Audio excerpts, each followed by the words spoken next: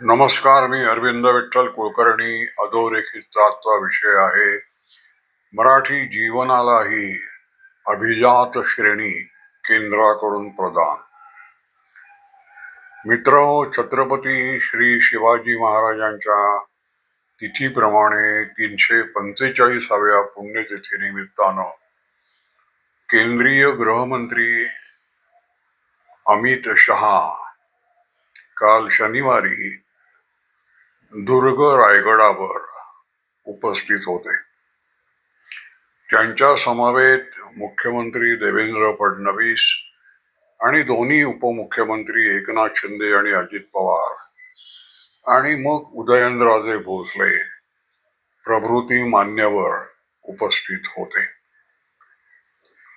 मी जे शीर्षकात म्हटलं आहे की मराठी जीवनालाही अभिजात श्रेणी आता प्राप्त होत आहे, त्याला खूप मोठा अर्थ आहे. छत्रपती शिवाजी महाराज काँग्रेसच्या बंदिवासातून हळूहळू मुक्त होत आहेत, हा देखील त्यामागील एक अर्थ आहे.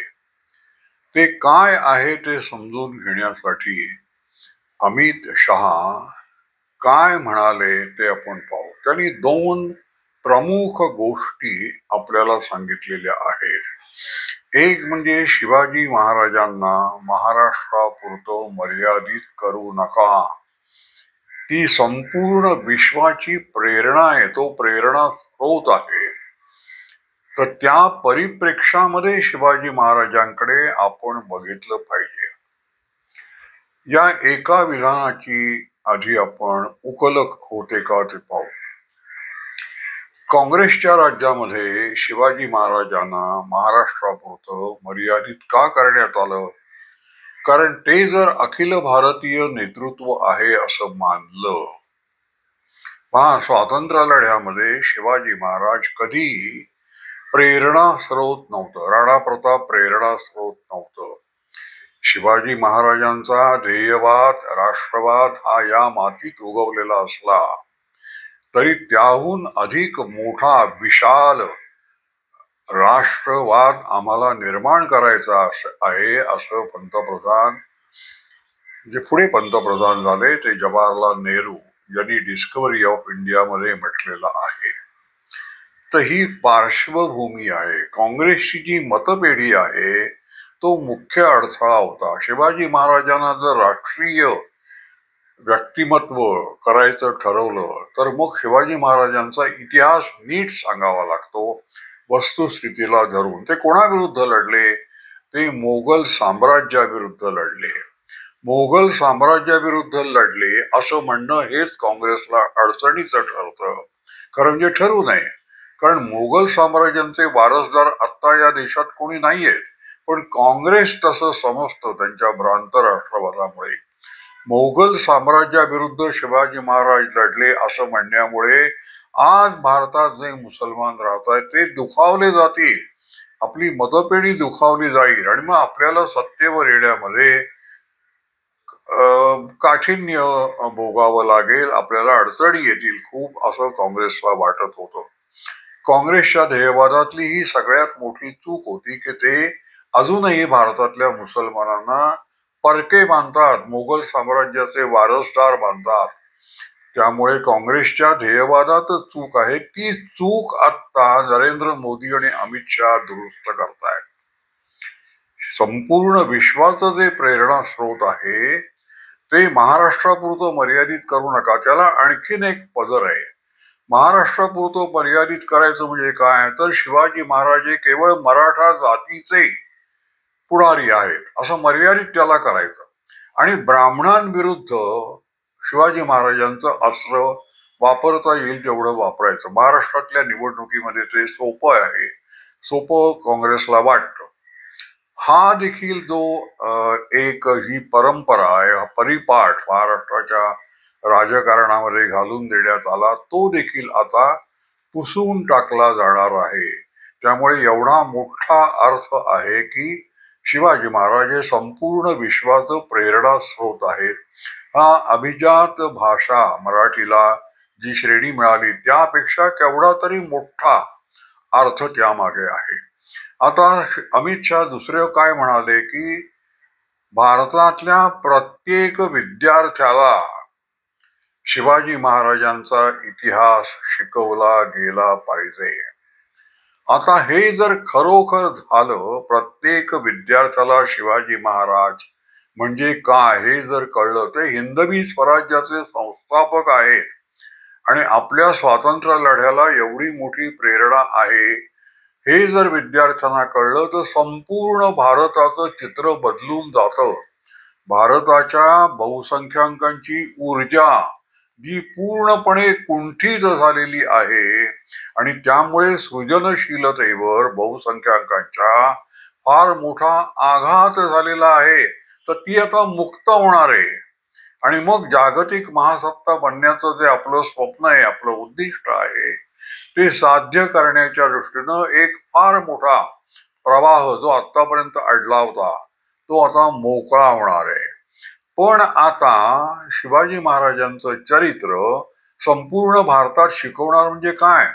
आत्ताच वक्फ बोर्ड मी बंगालमध्ये लागू करू देणार नाही असं ममता बॅनर्जी म्हणतायत ना, तसं उद्या प्रत्येक राज्य स्वतंत्रता घेईल की आम्हाला जसा योग्य वाटेल तसा शिवाजी महाराजांचा इतिहास शिकवू.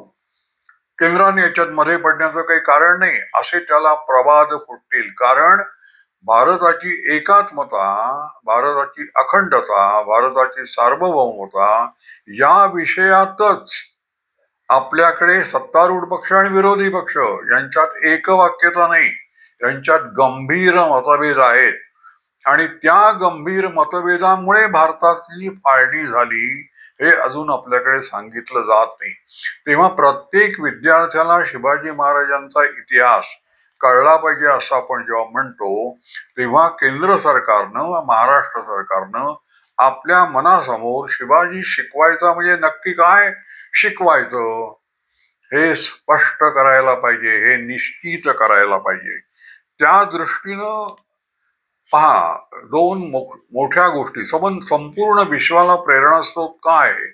कारण संपूर्ण विश्वामध्ये शिवाजी महाराज हा एकच असा राष्ट्र निर्माता आहे, राज्यकर्ता आहे की तो आणि त्याची प्रजा यांच्यामध्ये राज्याच्या स्थापनेमागच्या उद्दिष्टांविषयी पूर्णपणे एकवाक्यता आहे.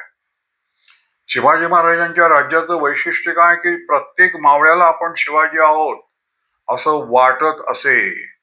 त्यामुळे व्यवस्थापनातली एक पायरी म्हणून शिवाजी महाराजांना मुख्य करण्यात आलं. बाकी प्रत्येक मावळा हा शिवाजीच होता.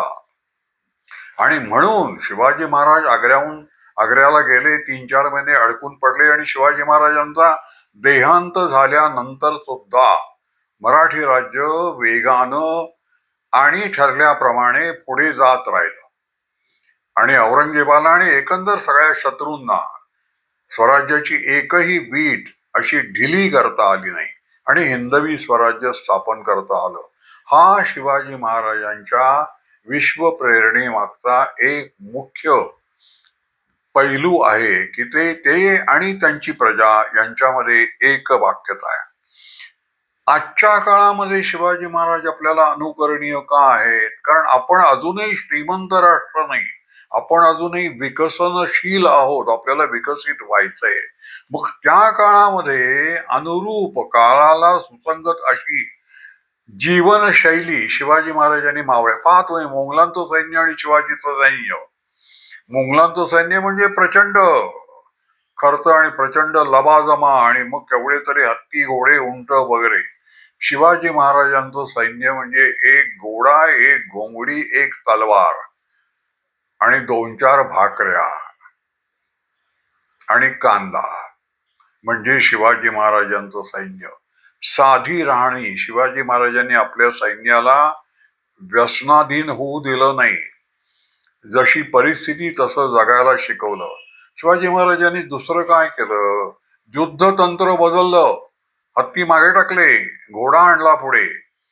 औरंगजेबाच्या सैन्यांसमोर आपण समोरासमोर लढू शकत नाही हे ओळखून गनिमी कामा हे नवीन युद्धतंत्र विकसित केलं, तर हे सगळं विद्यार्थ्यांना आपण सांगितलं पाहिजे आणि विद्यार्थ्यांना हेही सांगितलं पाहिजे की मोगल सत्तेचं उद्दिष्ट काय होतं, शिवाजी महाराज लढले म्हणजे काय, तर आपण या देशाचे स्वामी आहोत, हा संस्कार शिवाजी महाराजांनी केला आणि तो अत्यंत महत्वाचा आहे. हिंदू हा राजकीय दृष्ट्या पूर्णपणे उदासीन आहे, तर त्याला कर्मयोग, गीतेतला कर्मयोग श्रीकृष्णानंतर शिवाजी महाराजांनी आपल्या प्रजाजनांना शिकवलेलं आहे की हे अध्यात्म वगैरे तात्पुरतं बाजूला ठेवा, ते तुकाराम महाराज आणि रामदास काय करायचं ते बघतील, तुम्हाला आता कर्मयोग आचरणावा लागेल असं शिवाजी महाराजांनी सांगितलेलं आहे. तर ते माझ्या दृष्टीनं अतिशय महत्वाचं आहे. शिवाजी महाराजांनी आपल्याला आपल्या परंपरा काय आहेत, रामायण आणि महाभारत या आपल्या परंपरा आहेत. ईश्वर अल्लाह तेरे नाम वगैरे नंतर हल्लीच्या काळात या आपल्या प्रेरणा आहेत असं आपण मानायला लागलो, पण शिवाजी महाराजांनी रामायण आणि महाभारत ह्या आपल्या प्रेरणा आहेत असं सांगितलेलं आहे. तर इतका सगळा मोठी पार्श्वभूमी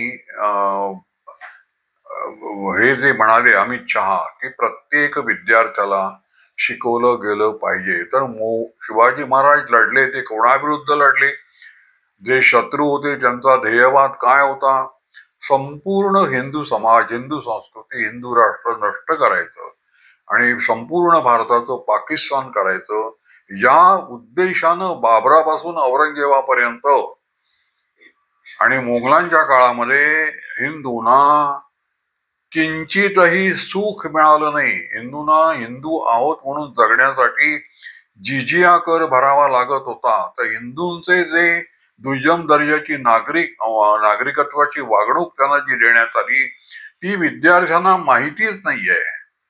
शिवाजी महाराज प्रत्येक विद्यार्थ्याला शिकवायचे म्हणजे काय, तर उत्तर प्रदेशातल्या सगळ्या भाषा या शिवाजी महाराजांनी शिकवल्या आहेत. अरबी आणि फारसी भाषा आपल्या भाषांना गिळंकृत करणार होत्या, शिवाजी महाराजांनी भाषा शुद्धीचं धोरण अवलंबलं. जसं धर्मांतराचं धोरण शिवाजी महाराजांनी अवलंबलं आणि जे मुसलमान झाले होते त्यांना हिंदू करायला पाहिजे असं एक मोठं राष्ट्रीय धोरण त्यांनी ठरवलं. तसं त्यांनी भाषा शुद्धीचं पण धोरण ठरवलं आणि अरबी शब्द, फारसी शब्द जे आपल्या राज्य व्यवहारामध्ये घुसलेले होते ते त्यांनी कमी केले. अष्टप्रधान व्यवस्था शिवाजी महाराजांनी केली. अमित शहा काल म्हणाले की त्याच्यातून आपण कॅबिनेट सिस्टीम, आपल्या मंत्रिमंडळाची रचना जी आहे ती त्यावरून घेतलेली आहे. तर विद्यार्थ्यांना हे सगळं कळलं पाहिजे की आपण या देशाचे स्वामी आहोत.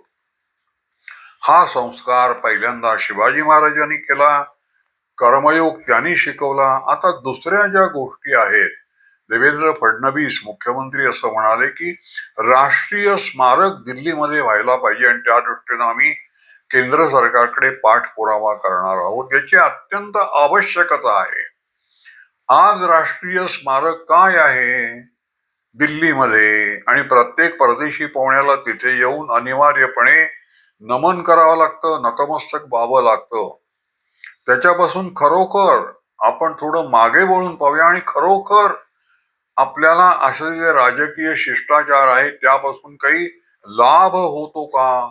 आणि जर शिवाजी महाराजांचा एक भव्य पुतळा दिल्लीमध्ये संसद भवनासमोर उभा राहिला तर येता जाता बघूनही प्रत्येक संसद सदस्याला आपलं राजकीय चारित्र्य हे जरा तरी चांगलं असलं पाहिजे अशी मनामध्ये एक जाणीव निर्माण होईल. त्यामुळे शिवाजी महाराजांचं राष्ट्रीय स्मारक उभं करण्याचं देवेंद्र फडणवीसांनी जे ठरवलेलं आहे ते अत्यंत योग्य आहे. त्याप्रमाणे आग्र्याला सुद्धा स्मारक व्हायला हवंय आणि अन्य अनेक ठिकाणी स्मारक व्हायला हवी आहेत. दुसरं मला जे सांगायचं की एक प्रमाणित इतिहास शिवाजी महाराजांचा आम्ही लिहिणार आहोत असं फडणवीस म्हणाले आणि कायदा करणार आहेत, निर्बंध करणार आहेत ती शिवाजी महाराजांच्या विरुद्ध आणि एकंदर महाराष्ट्राची जी मोठी माणसं आहेत त्यांच्या विरुद्ध कोणी बोललं तर त्याला शिक्षा होईल वगैरे. आपण थोडस इस्लामचं अनुकरण करतोय, त्यामुळे अशा गोष्टी करू नका. म्हणजे करताना फार सावधगिरी बाळगा असं मला सुचवायचंय. प्रमाणित इतिहास शासनानं लिहू नये. आपण इतिहास तज्ञांना, विद्यार्थ्यांना, अभ्यासकांना आपण स्फूर्ती द्यावी, प्रेरणा द्यावी. सर्व प्रकारचं शासकीय सहकार्य द्यावं. सर्व कागदपत्र उपलब्ध होतील असं पाहावं. इथपर्यंत शासनानं जावं. पुढे मग जो काही इतिहास लिहायचा आहे तो इतिहास तज्ञांवर सोपवावा. त्याच्यामध्ये शासनानं फार लक्ष घालू नये. फक्त फारच गंभीर चूक झाली असेल तर ती सुद्धा एखादी इतिहास तज्ञांची समिती नेमून त्या चूक करावी. नाहीतर काय होतं, शासनानं जर याच्यात लक्ष घातलं तर शासन बदलल्यानंतर जे नवीन शासन येईल ते सुद्धा म्हणेल हा आमचा अधिकारच आहे, आणि मग तो त्यांना पाहिजे तसा शिवाजी महाराजांचा इतिहास बदलवू शकतो. तीच गोष्ट कायद्याची आहे की आपल्याला कोणाचं व्यंगचित्र काढलं म्हणून सुद्धा आमची बदनामी झाली वगैरे, ब्लास्फेमीचा आरोप जो होतो तो आपल्याला त्या दृष्टीने आपलं जीवन जे आहे ते उदारतेचं, आपला संस्कार जो आहे तो उदारतेचा आहे, मत स्वातंत्र्याचा आहे. आणि शेवटी सज्जनांचं बहुमत झालं पाहिजे, सज्जनांचा धाक निर्माण झाला पाहिजे. त्या दृष्टीनं आपण समाज रचना जर निर्माण केली तर मग त्यासाठी कायदे करण्याची तशी आवश्यकता राहत नाही. तर मला एवढंच सांगायचं होतं की दोन गोष्टी या अमित शहाच्या, केंद्रीय गृहमंत्र्यांच्या रायगड भेटीतून निर्माण झाल्या आहेत. त्या म्हणजे काँग्रेसच्या बंदिवासातून शिवाजी महाराजांची मुक्तता होत आहे आणि मराठी जीवनाला, मराठी भाषेला जो अभिजात श्रेणी आपण दिली त्यापेक्षा एकंदर मराठी जीवनाला आजपर्यंत जे होत नव्हतं ते मराठी इतिहास, मराठी परंपरा, मराठी संस्कृती याला एक ही अभिजात आहे. आणि संपूर्ण देशानं महाराष्ट्राविषयी, महाराष्ट्र हा भारताचा खडगच आहे, तर संपूर्ण देशानं महाराष्ट्राविषयी कृतज्ञ राहिलं पाहिजे. असा एक नवीन संस्कार, यालाच आजचे दिन म्हणतात, नवीन संस्कार केंद्र सरकार, मोदी, अमित शहा आणि बाकीचे सर्व केंद्रातले मंत्री हे करत आहेत. याकडे लक्ष वेधणं हे आजच्या माझ्या व्हिडिओचं काम होतं, ते मी केलंय. माझा व्हिडिओ आपल्याला आवडला असेल तर लाईक करा, शेअर करा आणि सबस्क्राईब करा. धन्यवाद.